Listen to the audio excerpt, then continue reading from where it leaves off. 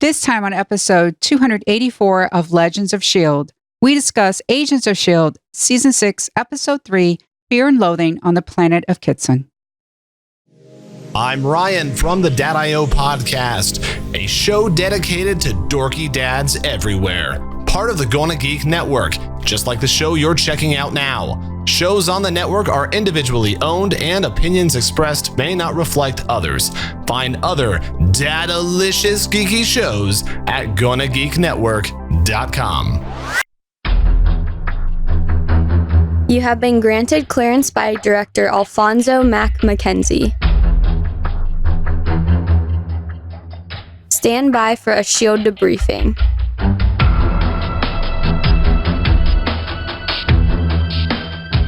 All information to be discussed here is classified and may only be discussed among agents granted clearance by the S.H.I.E.L.D. Director.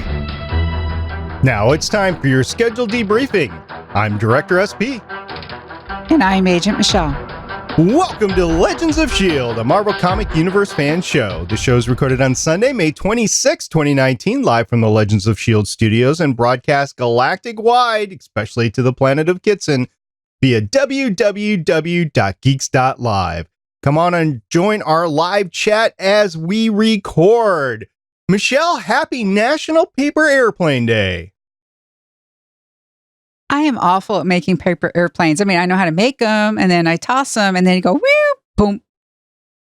Yeah, I like them because, well, you know, I'm a rocket scientist, and we had to do classes in aeronautical engineering, and part of that was the paper airplane toss through the field house at the college. You know, we're trying to see who got farthest. And of course, you got farthest. Not only did you get a monetary reward, but you got an A in the class. And that was important.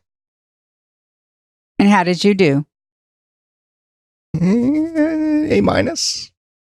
It was a good showing, though. I mean, it was, you know, a good thing. And now I don't do paper airplanes, I do drones. So that's what I do. And by drones, just to clarify for our audience, I'm talking about the little quadcopters that are really popular right now. That's what I'm flying. It's great fun. I love it.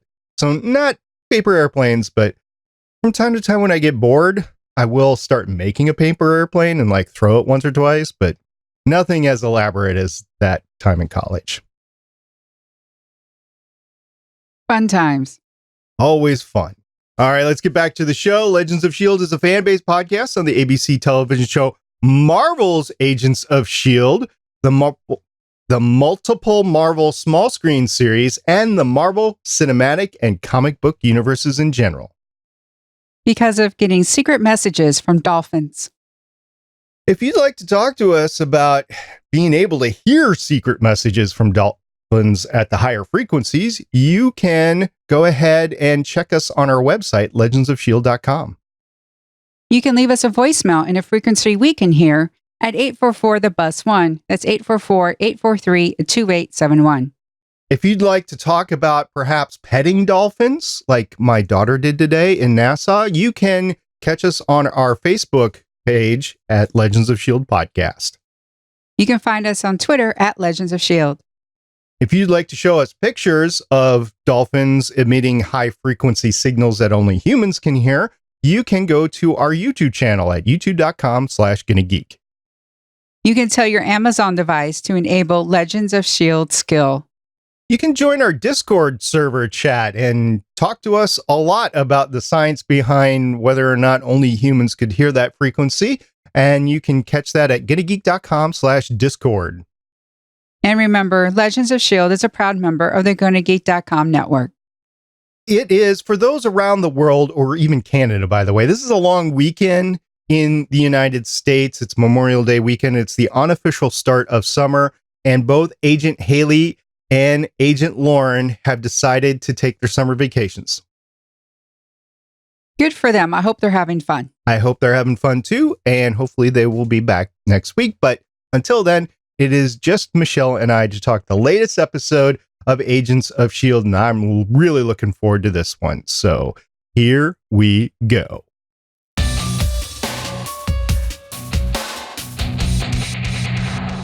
We're talking the third episode of the sixth season of Agents of S.H.I.E.L.D. It was titled Fear and Loathing on the Planet of Kitson, a very long title indeed. It aired Friday, May 24th, 2019 on ABC, broadcasts and on cable and satellite and everywhere else you get it.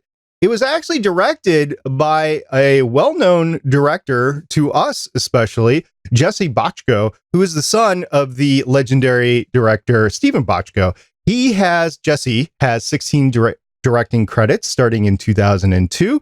He had 10 episodes of NYPD Blue, 1 episode of The Closer, 2 episodes of Prison Break, 6 episode of Dallas. We're talking about the reboot. His father would have been able to do the original Dallas. 9 episodes of Murder in the First, and 11 episodes of Agents of S.H.I.E.L.D. So we definitely have some experience with Jesse. Always great to see him back.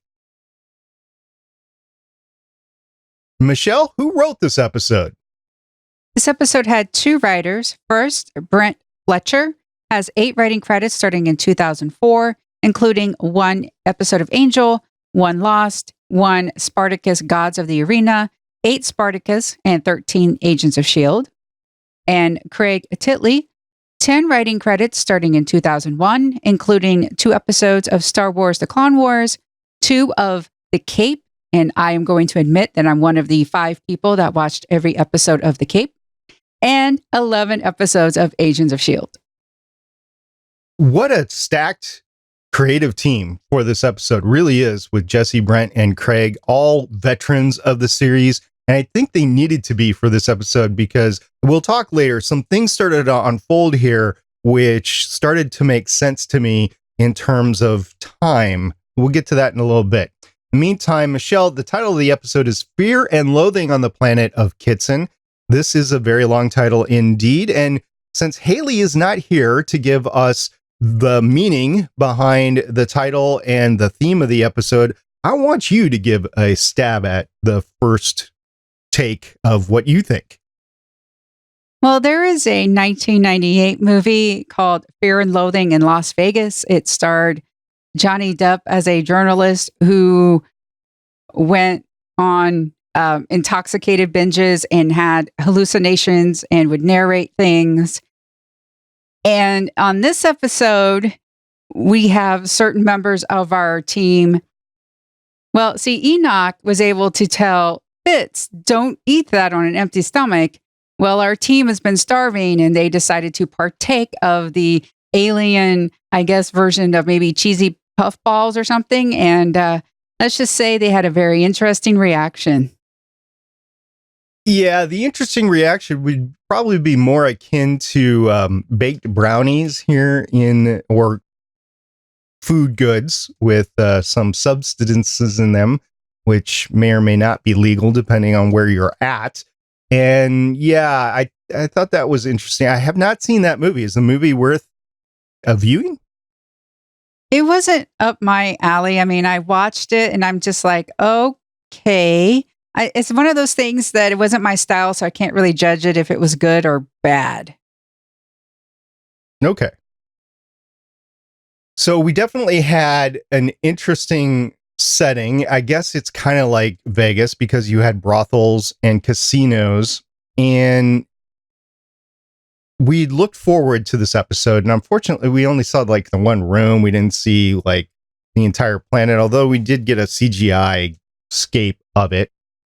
But it was interesting how Enoch and Fitz found their way in there to begin with. I didn't think that they were going to do that, but there was something that they decided to back down and go that route instead of fighting for their ship, which you got to admit, Fitz fought for the ship last time. You kind of thought he would fight for it again, but there's one little thing going on that he had to find alternative means of transportation, right, Michelle?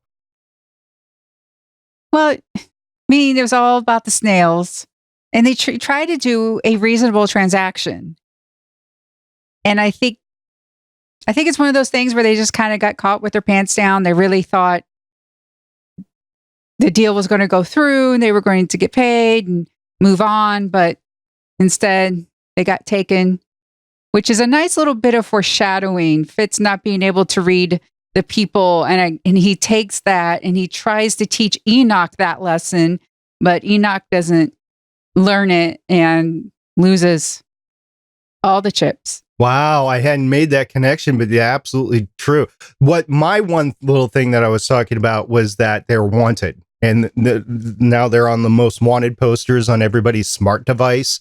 So they took the chance that the new people that took over the ship weren't going to turn them in, which they didn't, by the way. So I'll give them that. Didn't expect that. I thought they were going to turn and double cross them or whatever. But so they couldn't argue with them because they weren't going to turn them in.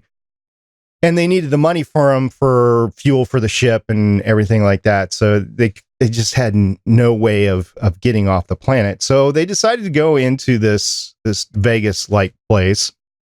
And we find out a little bit more about Enoch being a Chromicon and being able to simulate the fact that he's human, although I think we knew that before, but he was able to fool any scanners. And I think he successfully did that until his buddies, and we'll get to that in a second, decided to shut him off. But Michelle, what did you think about the casino? It was a hive of scum and villainy. A little bit of that, yeah. Although there were some rules, house rules and stuff like that. Nobody had weapons, and at least not that we were supposed to until the end. And they played by a certain amount of rules. And, you know, the gambling games that they lost legally. They weren't cheated or anything. They were just bluffed. I know. And Enoch, for all that he knows, again, he just didn't know how to read that person. He didn't believe Fitz, his best buddy. Okay, they're best buddies now, which is awesome.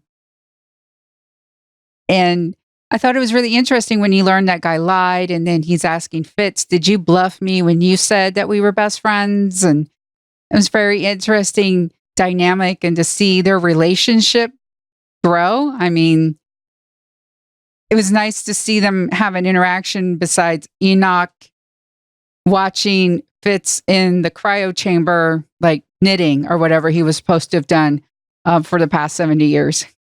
Right. So let's set the scene here, because I don't think we've done that yet this year. Is that at the end or at the beginning of last season, what happened after the first few episodes is Fitz found out that everybody got transported to the future but himself. So what Enoch was prepared to do was put Fitz in a cryo chamber, and so he could sleep for 75 years and then come out at the end and help his team in the future. So that's the Fitz that we're dealing with. Once they did that last season, the whole team successfully did their mission in the future, and then they came back to the past. And that is when things got interesting with the Gravitron and Talbot and Robin, the soothsayer, inhuman child. And basically, Talbot ended up dying in the middle of a major city battle. And so did Fitz, because he was caught in the rubble. And I watched that again today, and it was just very disheartening when you see that cement roof come down on Fitz, and you know what happens at that point. And then the whole thing with Coulson as well. So the whole team, minus Coulson and Fitz, survived the trip back, and now they're going off to get Fitz, who's in cryo sleep, and that's the Fitz that we're seeing here. It is not the Fitz that went through the entire season last year, so it's only the Fitz that went through half the season last year, but he's still alive, and they're able to go get them.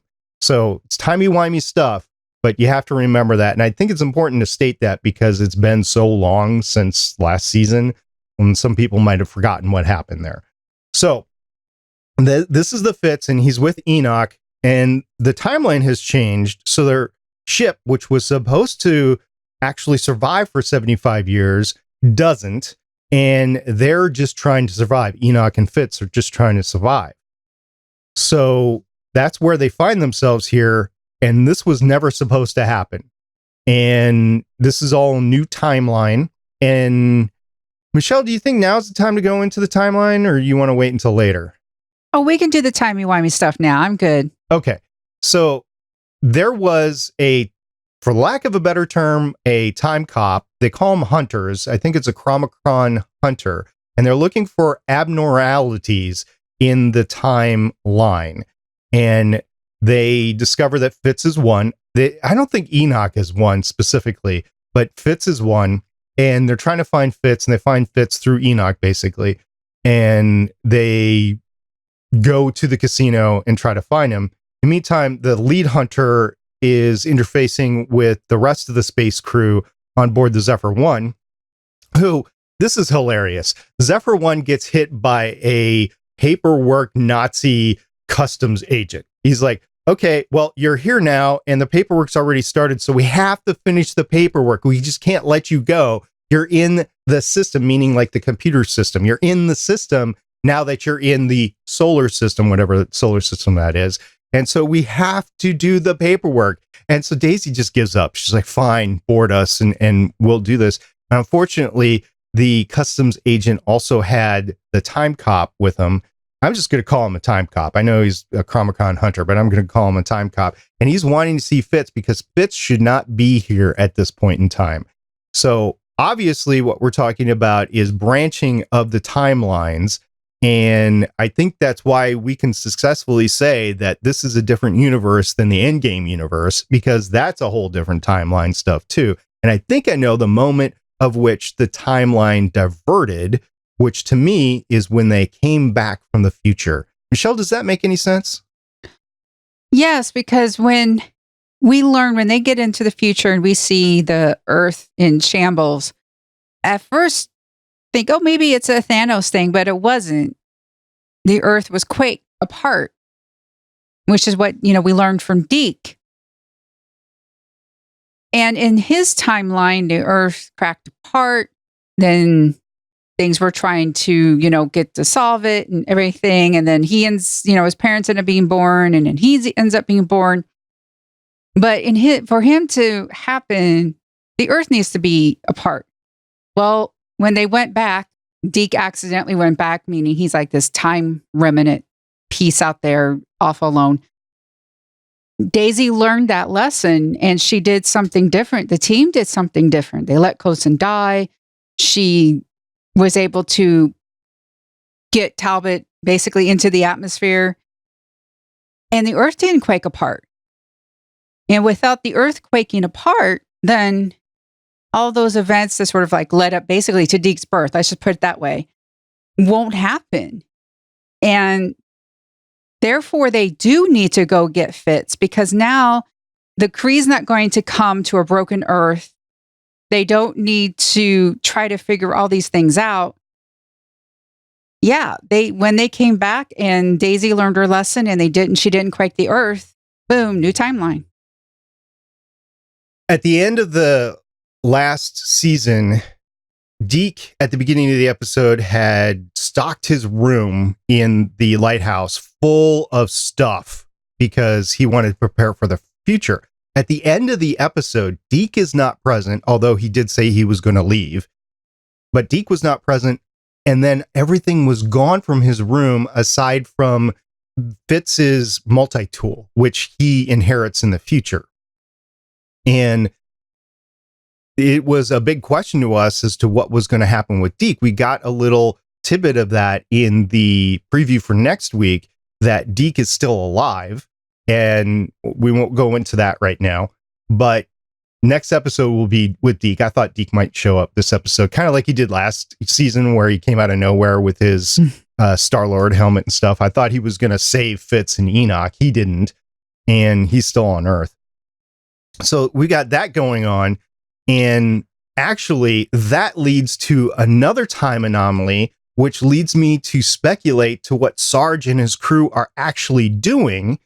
And I think they're looking for time anomalies or something like that. What do you think, Michelle?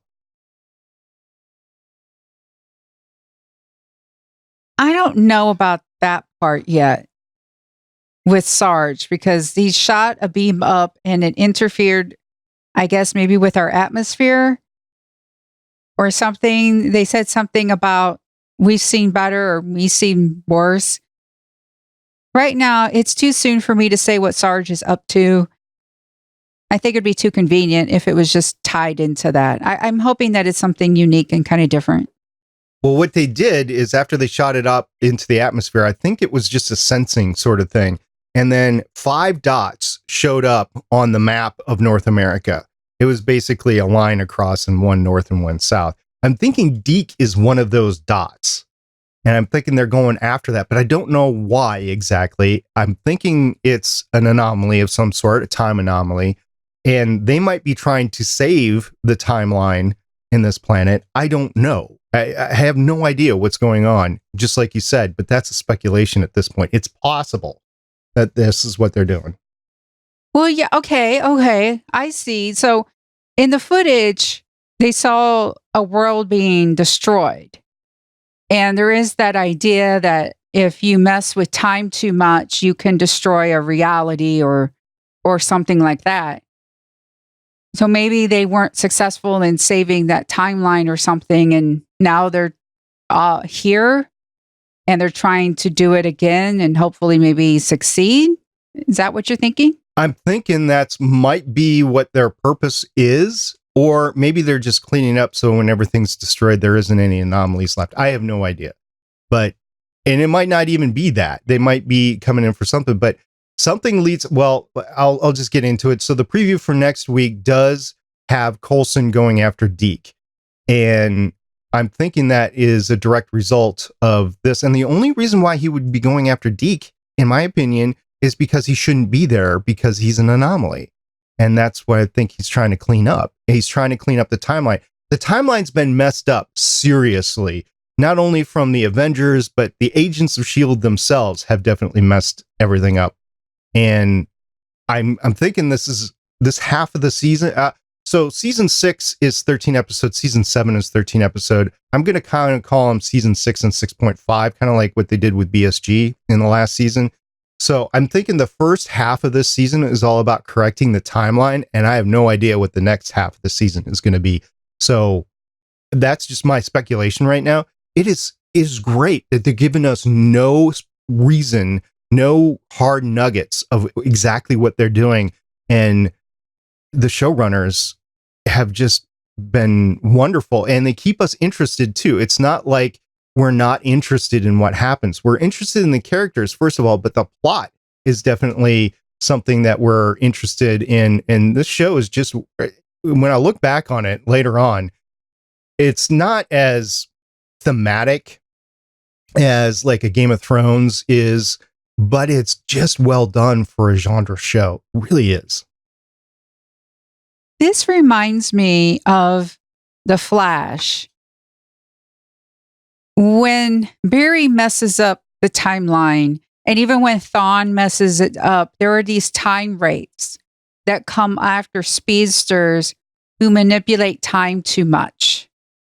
And that's what this seems to remind me of, because the hunter says you are out of time. And at first you interpret that as you're out of time, I'm going to kill you. But the hunter means, no, you are out of your timeline. And Enoch, when he sees Gemma, says, Gemma Simmons, you're not supposed to be here. Exactly. Because she's supposed to be transported automatically 75 years in the future, and she's not supposed to be alive right then. Yeah. You could think of it in terms of the Time Bureau over on Legends of Tomorrow, or, take your pick of time copy sort of stuff. But I think that's what's going on right now. I don't even know where the Time Hunters are, if they're in this timeline itself, or maybe they're in a bubble universe, because we now have established that Marvel is a multiverse, and I have no idea if they're in this multiverse or in another. So it's, wow, just so many possibilities right now. And we have 10 more episodes left of this season. I just can't wait to see where it goes. And it'd be nice to see Deke again too next week. We have a little fun along the way, and that's what this episode is tremendous about, because we're dealing with these complex timey-wimey issues, which we don't get any resolution to at all. You're dealing with Gemma desperately trying to find Fitz. You're dealing with Fitz trying to get to Gemma, and you've got in the background something going on with Sarge, aka Coulson, and there's just big hefty stuff, but they have fun this episode. They have fun because it's ladies' night. They have fun because, well, they're eating some munchies that gets them high accidentally. I have to say that, accidentally high, because they were starving. And the Fitz himself is having a little fun gambling, because you can't gamble and not have fun. I mean, it's high stress environment if it's an all or nothing sort of thing, which kind of was for Fitz, but there's some fun with it. So yeah, the producers, the showrunners, they gave us some fun with this episode.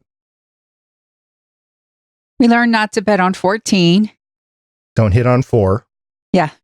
I mean, I yesterday went to a casino, and I mean, I lost, a couple of dollars or 20 or something at blackjack, but I didn't get shot in the chest for it. Yeah, that was hardcore death right there. And if it wasn't meaningless, because Fitz was able to use his blood, which was sulfur, to create some sort of a fire around the door and explode it and get out and escape. So there was some meaning to it for our heroes, but that poor guy. I mean, think about what sort of desperation you have to be to want to be in that position to possibly be sold into slavery. I mean, that's hardcore right there. Exactly. And of course, when Fitz blows the door, they see each other, and the time cop comes along and grabs Fitz, and you're just like, oh, dig on it. Now, Piper and Davis, they're also having a little bit of fun on the ship, and Piper discovers apparently Piper has some amazing fortitude. I don't think she ate. I know, and that's what I was saying. Apparently she's not hungry. Maybe she gets to a point where you haven't eaten in so long that you're just not hungry for anything, especially nothing that's supposedly sugary. So she didn't eat anything, and then poor Davis, he had like 6 of them because he was just rah, rah, rah. So he was tripping his mind off, and yeah, he gets some animal crackers in the end out of it. I don't know if he ate them, but he got the box. But he shot the fuse box. Yeah, which is unfortunate. I was hoping that Fitz was going to be able to make it back to the Zephyr and repair it, but yeah, now we know that they're stuck out there because the fuse box needs to be fixed. I'm surprised the whole plane didn't go down when they shot it. Talking about fun, when the hunters barge their way into the establishment, they shoot the greeter and they come in. And Daisy, because she is inebriated, can't aim. There was that moment when Gemma was like, okay, now. and Daisy's just like, you know what? If I can't quake it, I'll break it. And she just starts kicking everybody's butt. And I'm just going, oh, Mama May would be so proud. She would. And this is on the heels of them going through the... Daisy was berating her because she was the reason that they were here and not on Earth anyway. And Daisy said, I'm going to lock you up. And Gemma says, I would like to see you try. Who do you think is going to win in that fight, by the way? Daisy and her band of agents, or Gemma? Well, if Gemma thought things through, she would have known that the crew would turn on her. And I bet she has something that she could have defended herself with. That's what I was thinking. Something medical, probably, maybe sleeping gas that she's immune to or something like, it's, you never know. But yeah, that's what I'm thinking is she has just like Fitz outthought his controller. She has already taken steps to outthink the rest of her crew. Probably not to incapacitate the crew, like in a fight with the crew, but you see Star Trek, you see the Orville, or you've seen space stuff, and then generally in those situations the crew gets taken over by some mind control or something like that. So you got to be ready, right? You got to be ready to take back your own ship. So I think she's got something up her sleeve on that, and that she'd win. And other than that, if it's a straight out fight though, totally Daisy. She's got it, because even as inebriated as she was, she really took it to those people. I like the fight in this is Daisy taking on the 3 time cops in the casino. And she gets to a point where she gets on a rotating gambling table and she's just, using her legs and kicking and everything as the table's moving. It's a pretty awesome scene. I loved it. And it looks to me, again, like Chloe Bennett is doing her own stunts for the most part.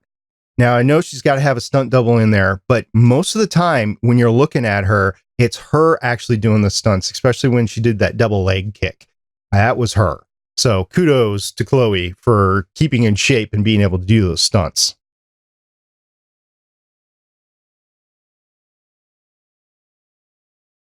All right. Do you have anything else to say about this episode, Michelle? I really feel for Enoch. He's wanting to form that friendship with Fitz. He really does see Fitz as his best friend. And then he realizes that he's been decommissioned.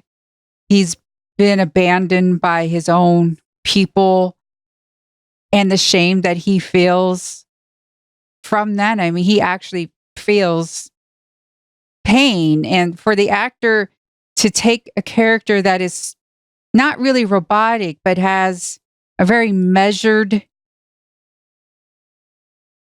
attitude, a measured demeanor, and to break your heart a little bit, that was something that I'm like, oh, poor Enoch. I just want to go give him a hug and go out and have some ice cream. I know Enoch it's after the first couple of episodes when we didn't know what the heck he was or who he was or anything like that. He has become a darling of a character on the show. And I have enjoyed every bit of getting to know him and his wish to help the team out. And before it was always, I want to make sure the timeline works, but now he's got these friends and he really wants to help out his friends.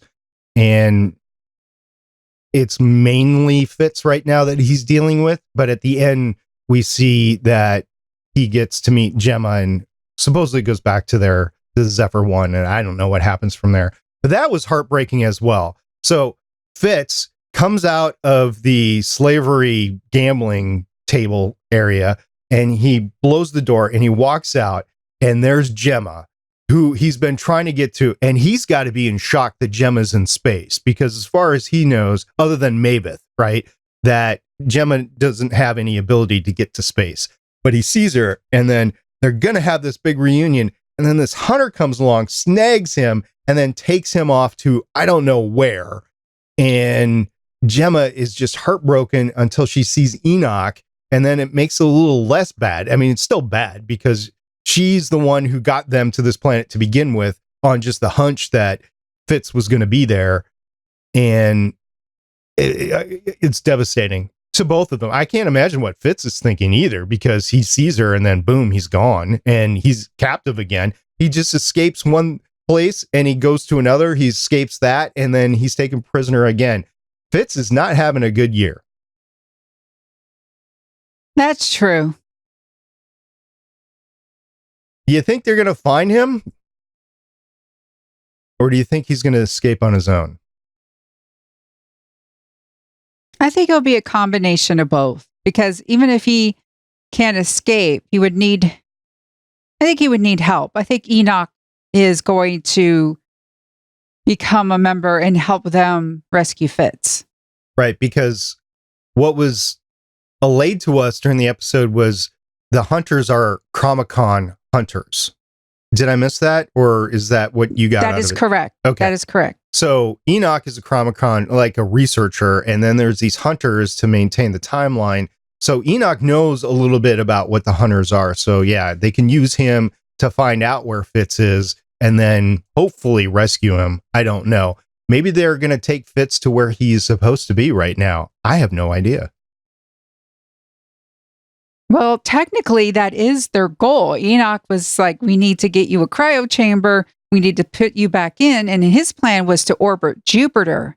I mean, true, it wasn't in the same spot, but technically, that would be the activity they're supposed to be doing right now is Fitz asleep and Enoch watching. So he is trying to correct the timeline. He is, but he was decommissioned. I guess they thought he wasn't fixing it fast enough, or maybe they thought he was having too much fun and really not trying anymore. Yeah, they might have some sort of sensor system, the hunters, to figure out how fast the universe is degrading because the timeline is not what it's supposed to be. And they decided to take action when it got to a certain critical point. I could see that. I thought this was a good episode. I don't know if I could pick a favorite out of the first three because they've all been pretty good. What I like is that they're getting better and the story is starting to move along. And I like how it's not just like, here's an info dump. Now let's see what happens. It's very much, there's a mystery to it. And I like that. I like the pacing that they have so far. You think with the 13 episode season, they were able to move the story along without any slow episodes? Yeah, because filler episodes aren't my favorite. There's very few filler episodes where I can go, oh, wow, that was worthwhile. I really think that was great. Yeah, so far they've all been bang on. And I think next week is going to be bang on too. I mean, with Deke, it's hard to go wrong anyway. Just be good to have him back in the fold as well. So what we've done in the past is we started to rate Mac as director. Mac was not in this one. Daisy was team leader or mission leader, whatever you want to call it. Do you want to rate her? Or do you want to skip it because it was kind of messed up this week? It was messed up.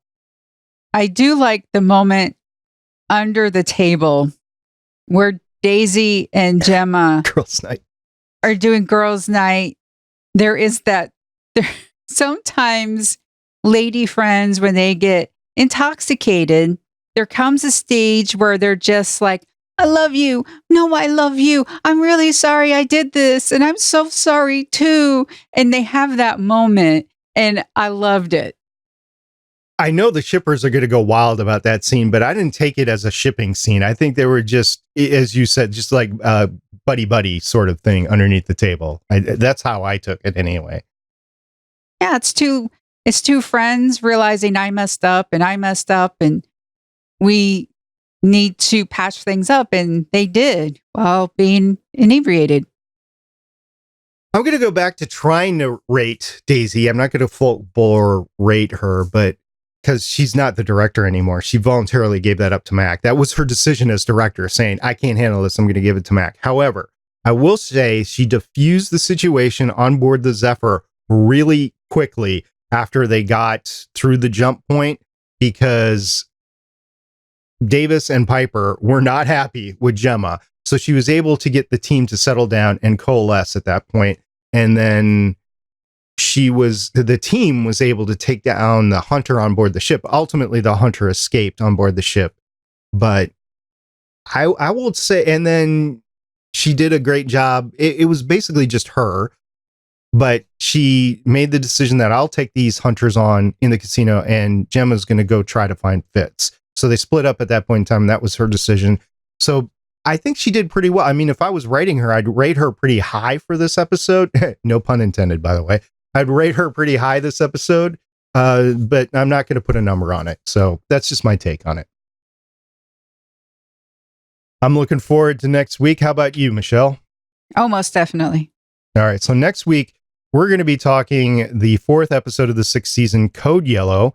And that's an interesting title. We'll probably get back to Dr. What's his name? Branson and Agent May and what's going on with Sarge and that sort of thing. Do you think we're going to go back and get anything in space, or do you think this is all going to be an Earth episode next time? I wonder if it's going to be an Earth episode only, because this was a space episode only. That's what I'm thinking. So be prepared for an Earth episode only next week. Might not happen, but just be prepared for it. I don't remember seeing anything spacey in the preview for next week. All right. So with that, without Lauren and Haley, we are going to forego our weekly news and our weekly feedback session, and we are just going to work on successfully navigating through the space customs and get this one out.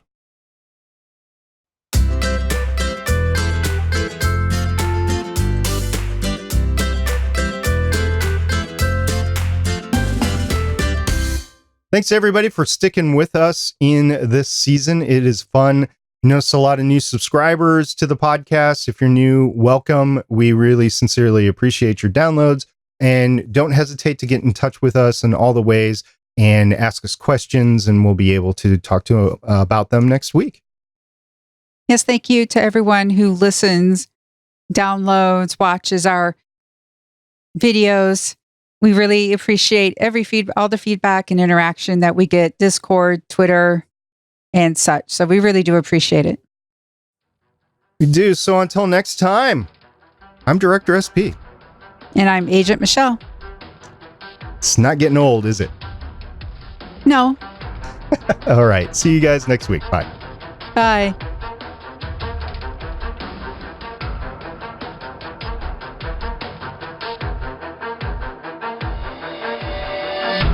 Thank you for listening. If you want to leave us feedback, go to gonnageek.com and you will find all our contact information and other shows. You can also visit legendsofshield.com where you'll find our complete archive of podcasts.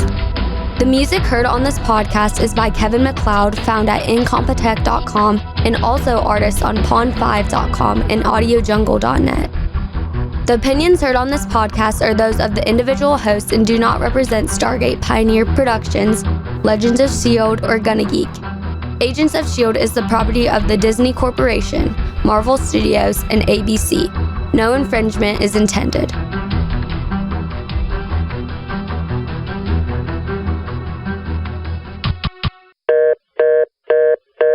Legends of S.H.I.E.L.D is copyright 2013 through 2019.